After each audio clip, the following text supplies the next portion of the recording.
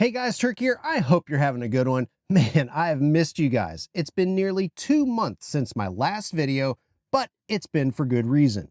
During that time, I've been focusing on gaming and interacting with the different communities over on X. This past week, a ResetEra post has gone viral, posting nearly the entire spec sheet for the PlayStation 5 Pro. And man, you guys are pumped.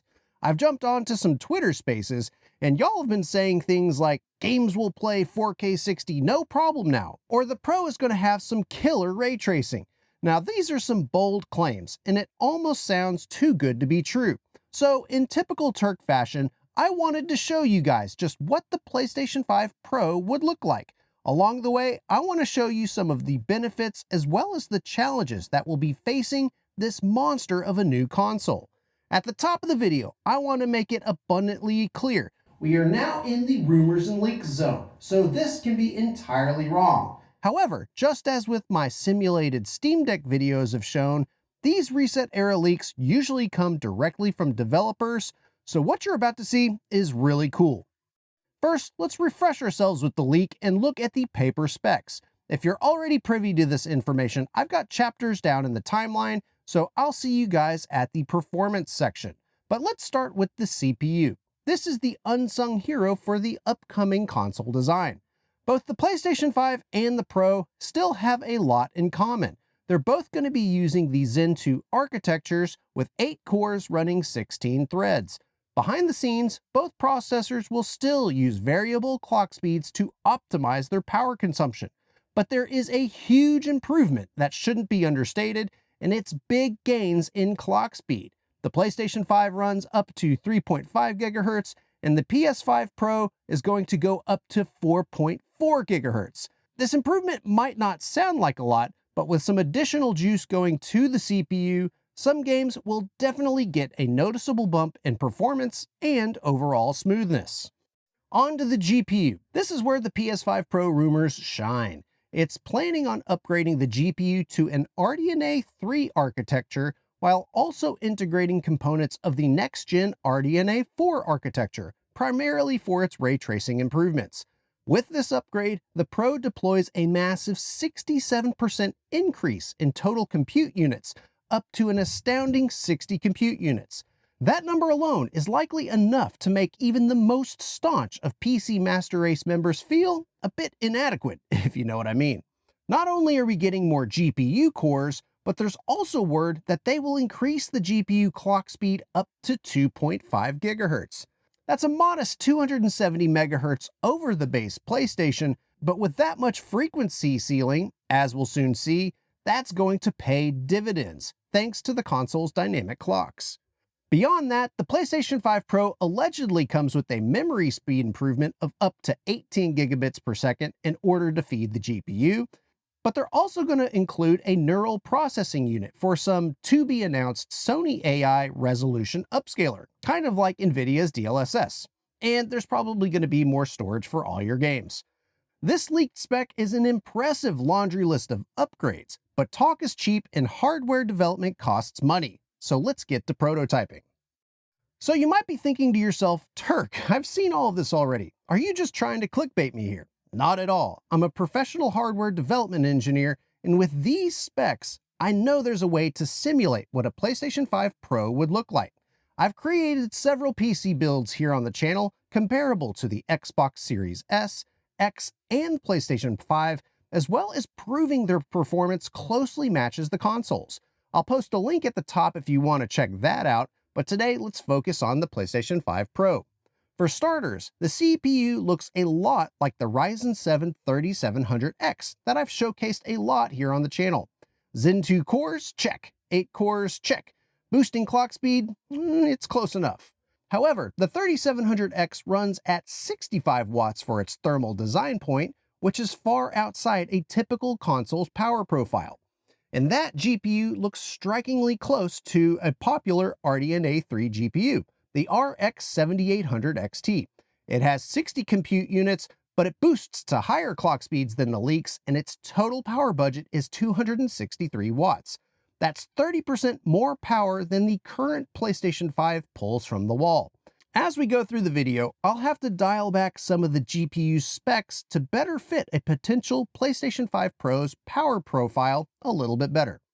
For this entire video to check out, I need to show you guys that this approach is comparable to a PlayStation 5 experience. Now, on paper, the RX 6600 XT that I'm using is only about 10% slower than the RX 6700, which matches the PlayStation 5's current compute unit counts.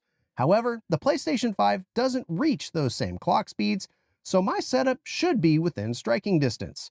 For this video, I'm running 6 different popular titles that are available on PC. I've got Baldur's Gate 3, Modern Warfare 3, Cyberpunk, Returnal, Spider-Man Remastered, and The Last of Us Part 1. I've got a playlist here on the channel where I reference Digital Foundry's resolutions and console equivalent settings, so I'm going to match PS5 resolutions and settings as closely as the experts have defined. Now let's get to performance. Baldur's Gate 3 runs at ultra quality settings and 1440p as its output resolution while running FSR2 in quality mode. Despite the lower resolution, this data is collected at the beginning of Act 3 as we run around the outskirts of Baldur's Gate. As Digital Foundry expressed in their videos, which I've also highlighted in my Steam Deck and ROG Ally video, this area is completely CPU bottlenecked. Averaging around 45 FPS and dipping into the 30s aligns precisely with Digital Foundry's findings. So the PS5 Pro's improved CPU speed should bump us up to 60 FPS. Call of Duty Modern Warfare 3 has seen a lot of controversy since its launch, but from a performance perspective, we are again right on the money.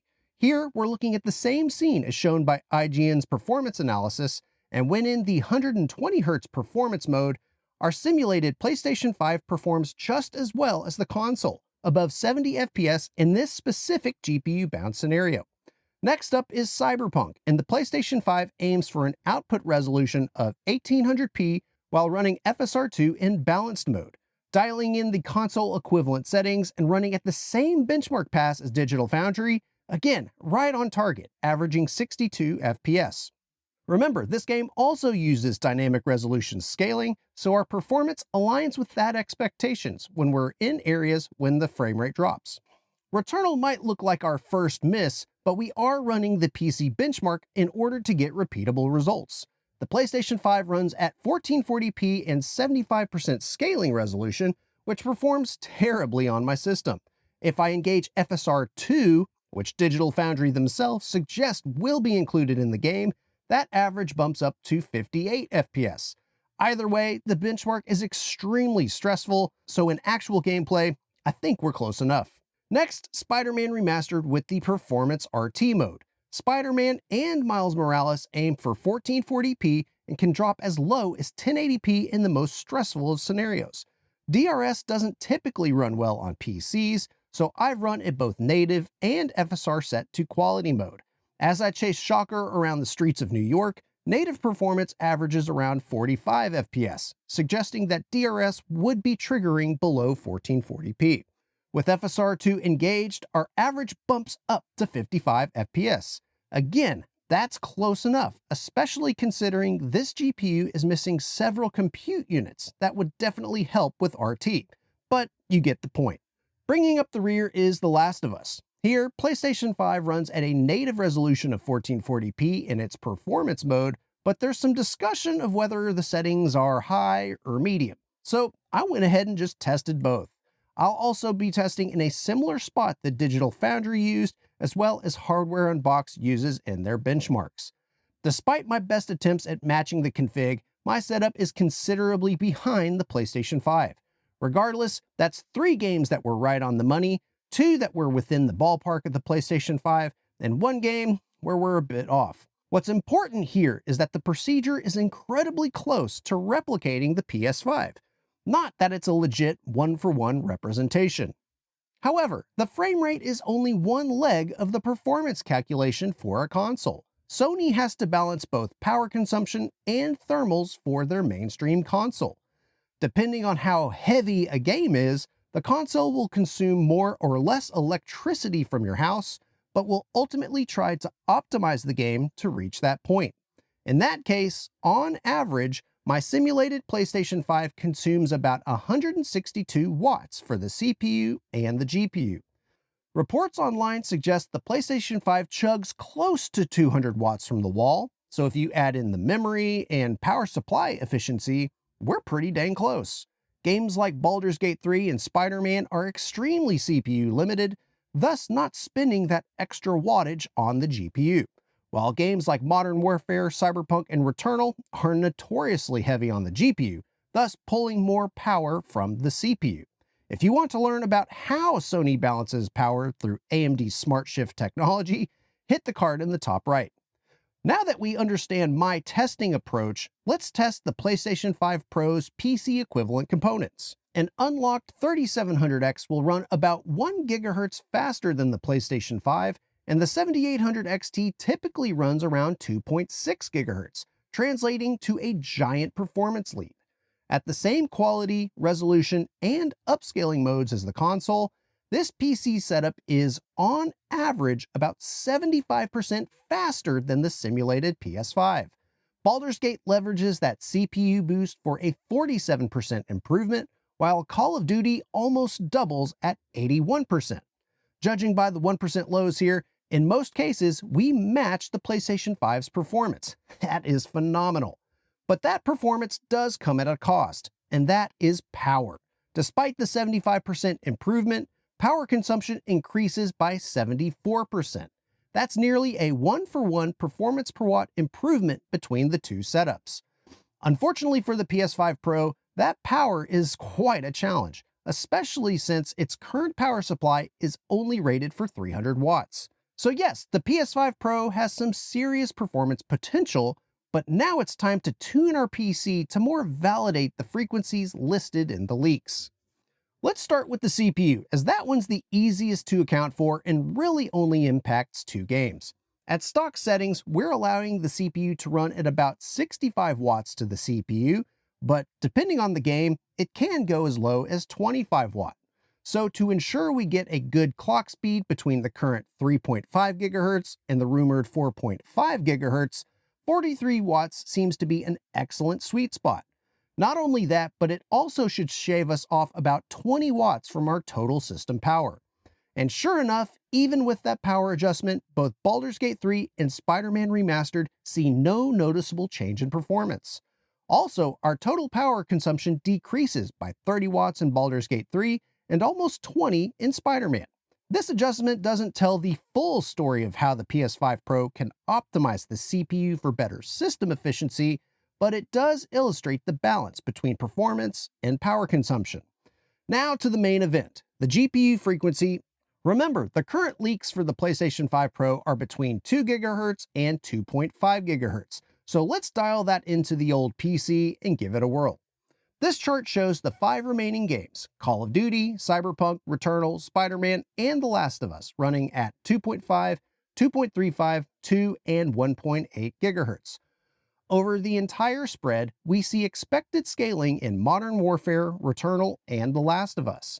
And in an exciting twist, Cyberpunk and Spider-Man do show signs of CPU limitations, even at our 43-watt mode on the PS5 Pro. However, let's flip the script and look at total system power. Now that's more like it. In Call of Duty, going from 2.5 GHz to 1.8 GHz on the PS5 Pro's GPU saves almost 100 watts of total system power, while only sacrificing 20 FPS. Or, looking at it another way, we save 55% in power for only 24% slower frame rates. Cyberpunk is even more impressive, with no observable performance change and saving us 55 watts. Returnal saves 90 watts of power and is still comfortably above 80 FPS. Spider-Man is a bit less optimistic, but saving power is always a good thing. And rounding out the pack, The Last of Us saves almost 100 watts, and it only loses 11 FPS. Given the fantastic performance we're seeing across the board, combined with the power consumption for each of the different leaked specs, I am very optimistic about the potential that the PS5 Pro offers. So let's summarize what we've seen so far. The specs for the CPU are a significant improvement and are critical across the board. Games like Baldur's Gate 3, Cyberpunk, and Spider-Man have clearly shown a sensitivity to CPU performance, and this upgrade will be essential for games that use larger open worlds with massive amounts of NPCs. This sounds a lot like Grand Theft Auto 6, and that game will gladly soak up all of that CPU performance. There's going to be all sorts of NPCs, AI, and all of the different assets that are streaming in will definitely benefit the CPU. But let's also remember 120 Hz modes. As GPUs get faster and faster, more clock speed is critical to keep the GPU fed at a constant rate, as we see in Call of Duty. Now to the GPU. The increase from 36 to 60 compute units is a massive win for frame rates. Even at its lowest rumored speeds of 2 GHz, we see an average 50% performance improvement, which matches what the rumors have been claiming up to this point. And if the PS5 Pro clocks in at 1.8 GHz, which I think is more reasonable, it's not unreasonable for the new console to only need a slight improvement in its power supply and cooling solution. Conversely though, any faster of a clock speed will require some sizable changes to the console overall. This is great and all, but there's a catch. All of this potential has some critical flaws and boils down to the user experience. I posed this question to you guys over on Twitter, but let me know down in the comments what you think. First, in games that already have a stable 60 FPS mode, are you going to be able to see the frame rate improvement? 120 Hz modes make complete sense in this regard, as clearly shown by the Call of Duty performance we've seen. But games like Baldur's Gate, Cyberpunk, Returnal, Spider-Man, will that additional 40% in frame rate really improve your overall experience? Only some games need a 120 Hz mode, so maybe the point is dynamic resolution doesn't need to engage as often? That's a really heavy cost for only a minor improvement. Speaking of resolution, what about bumping up the resolution for games? Sure, bumping up from 1440p makes sense, but can you actually see the difference? Here, I'm cycling through some clips that I captured with the PlayStation 5 settings and then comparing it to native 4K rendering. And unless you're zooming in or you're looking at a static screenshot, can you really see the difference? Even if games get updated to use better upscaling modes, like going from balanced mode to quality, these upscaling modes still have flaws and show artifacts. So will the increased fidelity translate to your 4K screen? You are using your PlayStation on a 4K screen, right? Lastly, and probably the main reason for the Pro, is ray tracing. I love this technology and I've covered it several times here on the channel. But in games like Doom Eternal, RT is easy to miss in the heat of battle. Other games though, like Control, we get to see that game differently. It is a huge benefit with having RT. But games like Cyberpunk and Spider-Man that already have a 60 FPS RT mode, adding any additional RT effects like lighting or even global illumination, we're still going to need even more horsepower to run at current resolutions. Now, I could get into the weeds with this, but this might be worth a follow-up, so let me know down below if you guys would like to see that.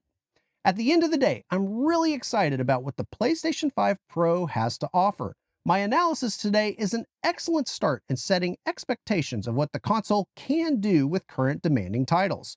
I'll be the first to admit that this analysis does have flaws, especially when balancing power between the CPU and the GPU. I really can see that Smart Shift can bump some games' CPU consumption down to 30 watts, and that extra 10 watts will give an extra oomph to the GPU to give some better performance. However, this analysis highlights the issues with the leaks. Without a more oversized heatsink and power supply, 2.5 GHz on the GPU and 4.4 GHz on the CPU just isn't possible. So try to contain the hype as best as you can. But I am excited to see the official announcement, and I hope to see you guys in the next video.